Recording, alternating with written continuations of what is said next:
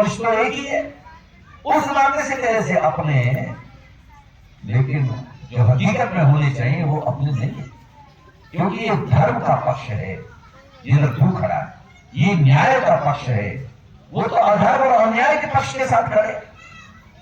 यहां तो अधर्म अधर्म अन्याय अन्याय की लड़ाई हो रही है ना। और जो न्याय पक्ष में होता है, जो धर्म पक्ष में होता है, वही एक सही व्यक्ति होता है। इसलिए भगवान को ये युद्ध देखना और करना और करवाना पड़ा और अर्जुन को समझाना पड़ा। एक बात और अभी आई, बहुत प्यारी लगी, क्योंकि मैं तो कुछ सीखता भी रहता हूँ और मुझे अच्छा भी लगता है, मैं सुनता हूँ।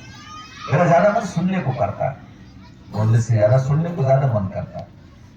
अभी अभी रमेश जी आपके बोलते बोलते मेरे दिमाग में बात आई, आपने कहा अभी, क्योंकि आज के हमारे मानस के प्रसंग में था, वो मानस के प्यारे प्रसंग ही आप लेके आए जो द्वितीय विश्राम के थे आज श्री रामचरित मानस में। चांद जो है, चंद्रमा, वो शीतलता देता है, बिल्कुल सही बात। ये चांद शीतलता देता है, लेकिन एक चीज और भी मेरे मस्तिष्क में आती है, वो गुण तो चंद्रमा में है, प्रकाश दोनों दे रहे हैं। जैसे संतों के बारे में हमारे ग्रंथों में कहा, और वो स्वामी जी ने कहा कि संत उदय संतत सुखकारी, संतों का उदय ये निरंतर सुखकारी है।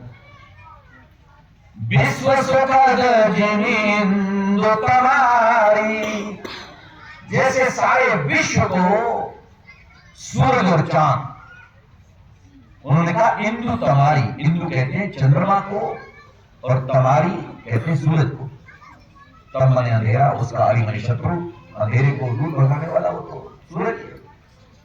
विश्व सुखद जिनि इंदु तमारी, संत उदय संतत सुखकारी। संतों का उदय होना, संतों का आना, वो कहते हैं निरंतर सुखकारी है, हर समय सुख देता है। विश्व सुखद जिनि इंदु तमारी, जैसे पूरे विश्व को सूरज और चांद प्रकाश देते हैं। हालांकि यहां पर जब संतों ने इसकी व्याख्या की तो व्याख्या करते हुए कहा, तो स्वामी जी बेशक आपने ये कहा कि संत को सूरज और चांद से जोड़ा, लेकिन एक अंतर इसमें भी रह गया, वो ये है कि सूरज दिन में प्रकाश देता है, चांद रात में प्रकाश देता है, लेकिन संत है कि दिन और रात प्रकाश देते हैं। तो इसलिए कहते हैं थोड़ा सा उससे भी बढ़ करके। तो ये संतों की फिर व्याख्या होती है।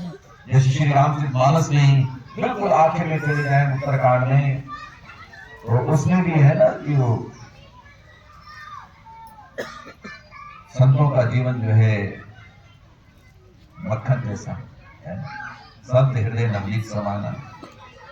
पर वो तो गोस्वामी जी ने कह दिया, वो तो उन्होंने ही समानान कर दिया।